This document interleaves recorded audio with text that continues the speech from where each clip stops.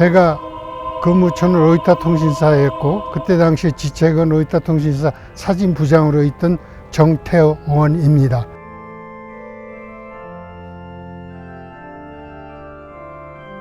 그게 11시부터 시작이 되더니 12시, 1시 뭐 점심시간 되고 이러니까 학생들이 많이 왔다 갔다 하면서 모여들기 시작해가지고 이제 많은 숫자가 모여서 몇백 명이.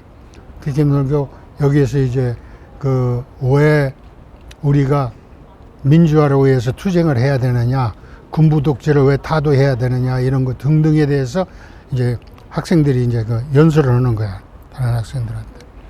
근데 주로 데모하는 학생들은 1, 2학년들 많이 오기 때문에. 그러니까 이제 그걸 이해시키기 위하고 알리기 위해서 이제 얘기를 하고, 노태우하고 전두환이 화형식을 한 다음에 이제 여기서 이제 학생들이 이제 10명씩 스크램을 짜가지고 쭉 이제 내려가는 거예요. 정문 앞으로. 그렇게 해서 시작됐는데, 이제 정문에 나가가지고 있는데, 그날은 내가 보니까 경찰들이 판단하기는 이게 학생들 숫자가 적으니까 빨리 해체시키고 이제 자기네들 가려고 그런 계획이 안 있었나 이렇게 느낌이 들어요. 정문에 막 나가가지고 쭉 한 1, 200명 쭉 나와가지고 구호 외치고 이러는데 그냥 쏘아들으라고. 빠바방 하고 막 쏘는데, 그게 이제 이 한예리가 맞은 건 C-40열이라고 해서 그 체류탄 이 깡통, 응? 이거에 엽청으로 발사하는 거. 이렇게 쏜다고 얘네들이 쏘면은 그 거리가 나가서 내가 다시 설명하겠지만, 정문하고 경찰들하고 서 있는 데가 100m 미만이야. 그러면 쏘면 높이 쏴야 돼. 그러면 내려오다가 터지는데, 이 친구들이 이제 가차에 쏜 거야. 그러니까 그게 맞으면은 사망하게 되는 거. 이런 식이야, 이게. 나오면 한 열 몇 명, 또 이제 작을 때는 한 6명, 이렇게. 응? 근데 이렇게 되고 앞으로 대고 쏘는 거야, 이거. 이렇게 쏘면 안 되거든, 이건. 응? 이건 안 되는 거고. 근데 이게 이제 케네스 때. 이걸 엽청에다 넣어가지고 발사를 해요. 그러면 각도로 돼가지고 타원을 그리면서 내려와야 되는데, 그러니까 이 경찰들이 그날은 이 안전에 대해서는 얘기도 않고 생각지도 않고 그냥 막 발사한 거야. 맞으면 죽고 뭐 하는 식으로. 그래서 나는 내가 얘기하고 싶은 건 쏴 죽였다고 하고 싶어. 경찰들이. 그러지 않고는 그게 맞으면은 죽는 걸 알면서 그렇게 자기네들 각도 계산 않고 쏘갔어? 자기네들이 그런 걸 고려했다면은 자기네들이 처자식 때 생각한다면 그렇게 못했을 거야. 근데 이게 이게 곡선을 그리지 않고 그냥 직탄으로 쏴가지고 그게 맞아가지고 그게 사망하게 된 거예요. 그 40일 엽청은 사진 보시면 알겠지만은 그게 그렇게 무서운 거예요, 그게. 그 깡통이 커서 맞으면은 이런 데 맞으면 내진다고 그냥 죽어요.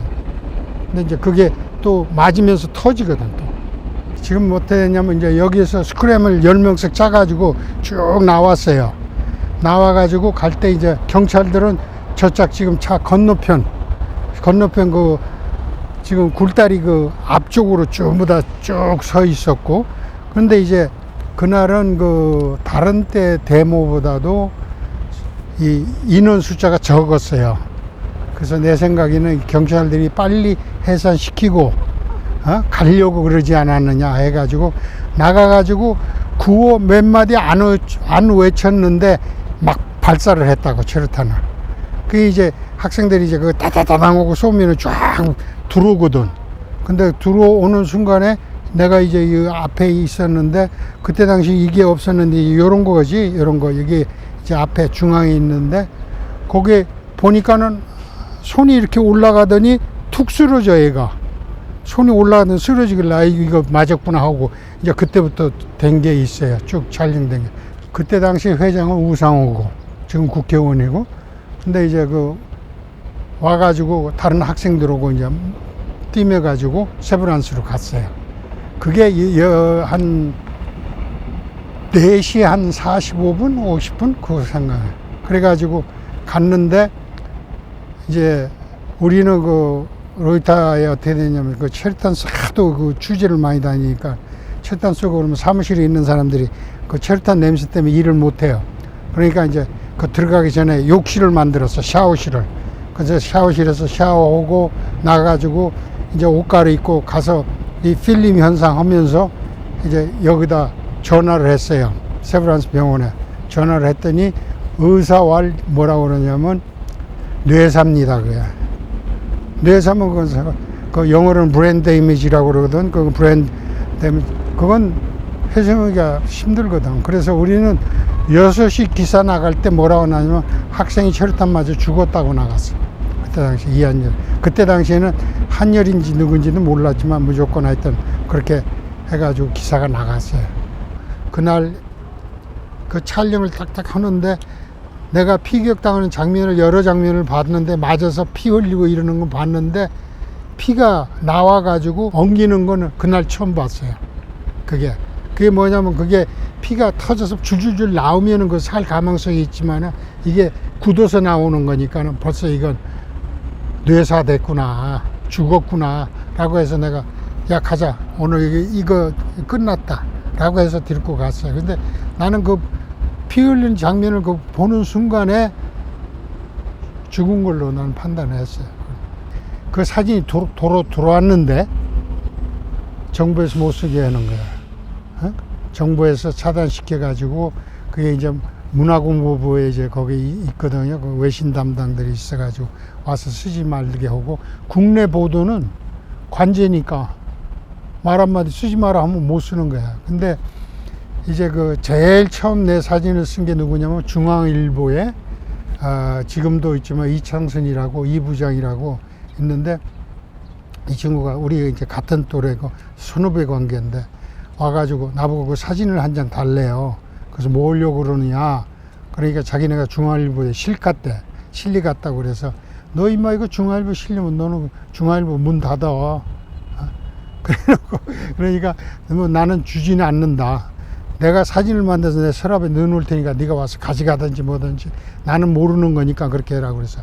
이 친구가 그때 이제 그 한열이가 그렇게 되고 3, 4일 후에 중앙일보에 대서특필을 했어요. 그래가지고 거기도 중앙일보다 뭐라고 그랬냐면 자기네 기자가 취재한 것 같이 쓰고, 그렇게 하고 이창선이 도망가 버리고, 그만큼 그때 당시에 그 보도 뭐 관제가 심했다고 할까?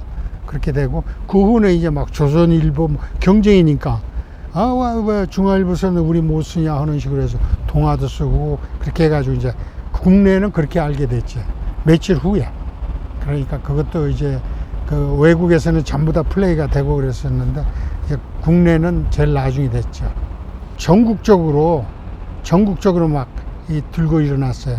아까 광주에 대해서 얘기했지만 광주에 대해서는 그 우리나라 그 국민들은 몰랐어요. 모르고 오히려 우리가 취재해서 해외로 내보내면 해외에서 그 기사를 보고 야 너희는 괜찮느냐, 광주는 이렇게 다 총 맞아 죽고 맞아 죽고 이런다는데 괜찮느냐 하는 식으로 얘기가 됐고 그랬어요. 그런데 이제 이게 국민들이 억압에 눌려 있다가 이제 그 한열이 그 사망 소식 듣고 그게 그 다이너마이트의 도화선이 됐다고 그럴까? 이제 폭발되기 시작해가지고 넥타이 부대도 막 되고, 어머니들이 이제 그 자기 자식들을 대학을 보내놓고 공부를 해야 되는 이놈들이 대모고 그러니까 말리러 왔다가 그 군인들이 그 학생들 때리고 그리고 어머니들 말기는 어머니까지들 막 구타하고 이러니까 나중에는 어머니 부대가 또 대모를 하고 그랬어요. 그러니까 그만큼 그때 당시 상황이 험하다고 그랬을까? 아주 뭐 참 이루 말할 수 없을 정도로 표현하기 힘들 정도로 아주 강경하게 나왔지, 정부에서.